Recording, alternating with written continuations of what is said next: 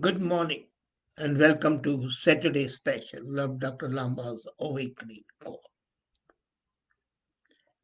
Some days back, on one of my articles, a friend commented about the role of the government. And I do find that there's a lot of logic. After all, why these governments are assuming control on the way we think, the way we act, and the way we react. Originally, the purpose was to maintain law and order. The purpose was to ensure that the corrupt, lawless elements do not let innocent people suffer.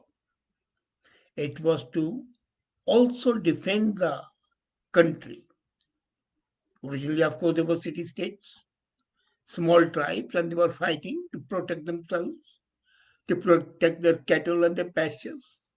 And slowly, as those city states became nation states, and as a matter of fact, in countries like India, international states, or the new countries like USA and Canada, the so-called multicultural states. The multicultural by itself is antithesis to what I say. But the purpose was twofold. One was to maintain law and order and provide a semblance of justice. I'm saying semblance because the real justice was never provided except in the idealistic world described in the epics. It was always lopsided. It was always, with rare exceptions, protecting at least presumably innocent, but many times became the handmaiden of the exploiters. So that was the inner working. The second was protection of that country, that nation, against the foreign marauders. And slowly they morphed into a sort of overall guardian. In India and Pakistan, the governments were shown by the bureaucrats, the kings, were presumed to be the parents. So the parental aspect was there to protect and to guide. But then, with the advent of dictatorial and authoritarian tendencies, that parental changed a lot, that concept. And then slowly and steadily, the rulers, the administrators thought, well, we have got to see that the people think better. So, the Orwellian concept of thought police was there and became an important element of the state policy. It was the state which decided at one time what should be your religion. It was the state which decided the way you should dress. It was the state which decided who can marry and who cannot. So even the ordinary day-to-day functions were taken over by the state. And state was the arbiter, the government in further was the arbiter of everything you do. And then it extended its tentacles further. It decided what you should study, what you shall read, what you shall write. Apparently, the freedom of expression was always subject to very severe limits, proscribing the books, banning them, and all the time acting as a censor board on what you see, what you read, and what you hear. The purpose was to say to protect you. No, the purpose was to enslave you mentally, Physically, they had, with the concept of keeping peace and quiet, your freedom had been restricted. So, governments ultimately have come to mean the restrictive practices. And apparently, we are told or you are deluded by the statements that this is being done to protect you for your welfare, as the parents sometimes have to chastise you. The King Solomon's advice, spare the rod and spoil the child, was fully implemented by the government. And in the guise of saying that they are protecting you, they were exploiting you. The governments, in fact, became the instruments of oppression and suppression of ideas. You remember what happened during the church days. The church was supreme, and then the king said, how the hell do these robed monks think that they are supreme?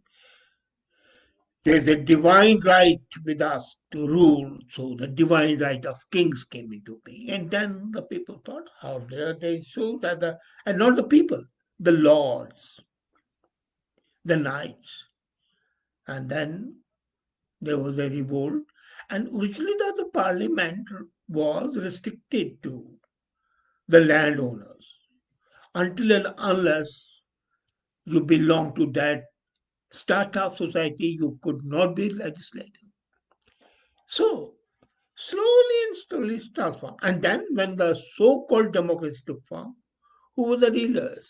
Not the intellectuals, not the savants, but the manipulators, the lawbreakers who assumed the role of lawmakers. And this continued. Now, slowly, how did it happen? It happened in two ways. One was the sense of insecurity of the people. People always want, always, even the most democratic society, to be guided. They think that as the people who believe in God, that as there is a God who guides the destiny of the world and who controls the planetary system and the whole creation, there must be somebody who is his deputy, whether you call him a king or you call him the president or the prime minister. So that person would necessarily be more intelligent, more capable, with rare exceptions. Might have been, but it was not the case. The case was otherwise. Majority of them was indulging in self-aggrandizement and self-promotion. But anyway, and now they were aided by two classes. The first class, which added to the exploitative aspect of the government, was the clergy. Clergy and the administration of this, they combined hands to pose as saviors of the world, both spiritual and temporal. And they aided each other in exercising control, physical and moral. Then came media, which was supposed to be independent, outspoken, and being the voice of the people. And in number of cases, it was playing its role the way it was meant to be. But it was also subverted. Number of people adopting media as a profession thought it better to serve the as stooges, as a paid representatives of the governments. And instead of being independent, became the spokesman. The latest example, of course, is what happened in Canada, where $600 million was given to the media, ostensibly with the claim that they wanted to make India media independent and objective. That was the overt statement. The covert was purchase media, make it a prostitute for the government.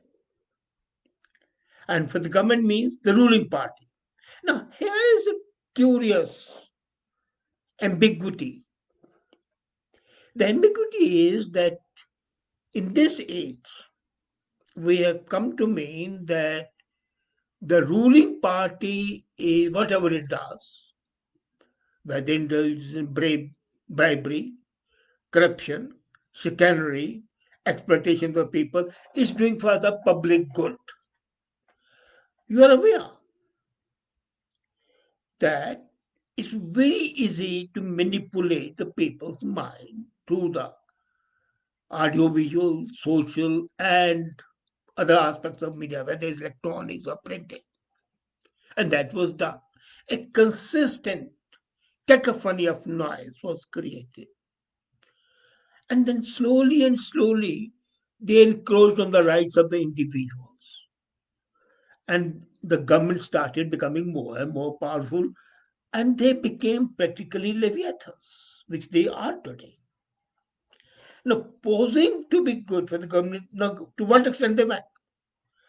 First, as I said, was protect law and order and protection from the outside borders. Then the law and order, they said people must be responsible, so the education will be decided by the government. So the education policies were formulated. Then the health will be by the government. Then who should marry, what should be the rules of marriage will be decided by the government. So the basic human function, which must be left to the individuals, were decided by the government. And latest being as couple of provinces in India are doing, they decide can you marry a person of the other religion or not. That's not freedom. That's not the part of the government.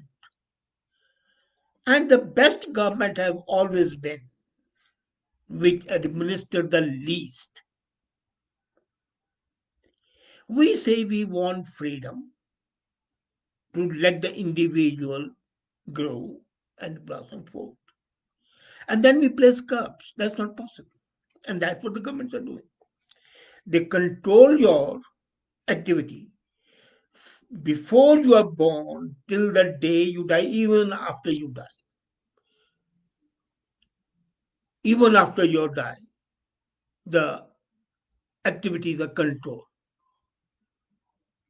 Taxation was one form, punitive action was one form, the cover of law and order in the shape of preparing the codes of criminal procedure and civil procedure, that was another form.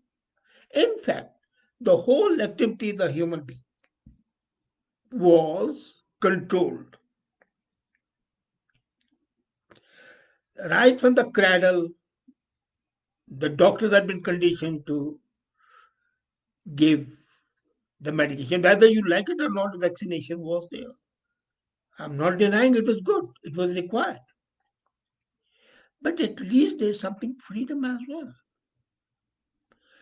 Even your life is not in your control. You can, in many societies, you're not allowed to commit suicide.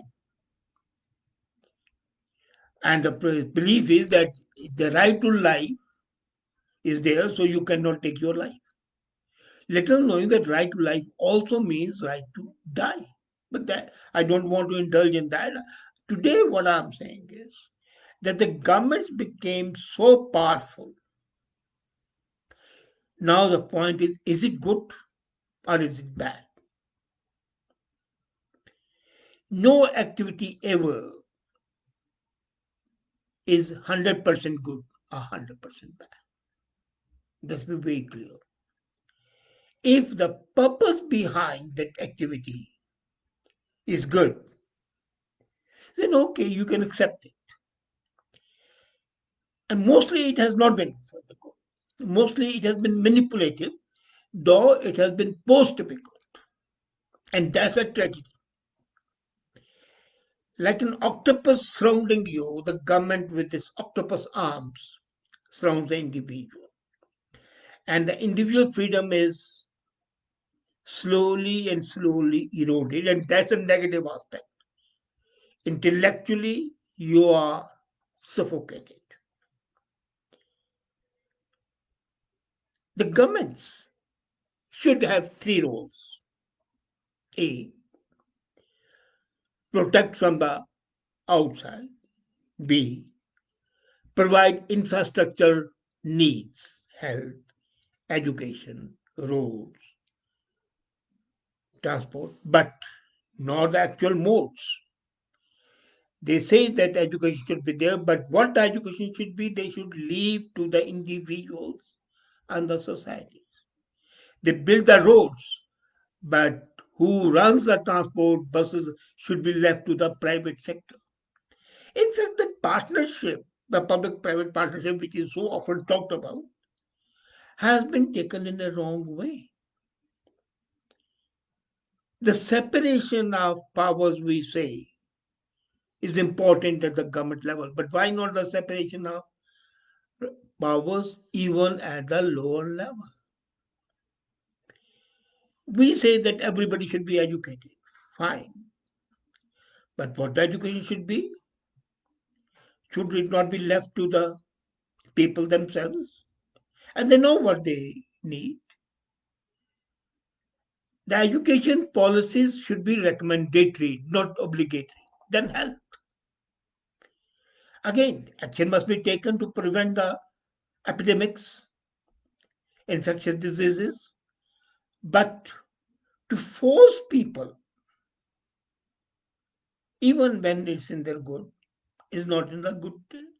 Because slowly, every good action leads to a bad action. Let's be very clear. They are misrepresented slowly and steadily. They become tools which try to restrict you. So there has to be a fine division everywhere. How to do it? With the present system, it's not possible. We basically need more decentralization. Let the federal government only be concerned about two things: A, protection from the outside; B, providing infrastructure facilities. Period. Now, what the policy should be for other things should be left to the local bodies. The city states is an ideal thing, and then who runs it? The Plato's concept of the philosopher king is an ideal one. Can that be implemented? That's $1 million question. Times change, thoughts change. And the philosopher kings who have no family ties, who are just altruistic, selfless people, is very hard to find, but not impossible. As a matter of fact, the whole system has to be restructured. But these tentacles of the octopus which surround the human life today, they have to be cut slowly and slowly. The governments today are too rigid and conformist, and human soul is not meant for that purpose. It needs more freedom, emancipation, and less regulations. The least administered might be the best administered at one time. Thank you.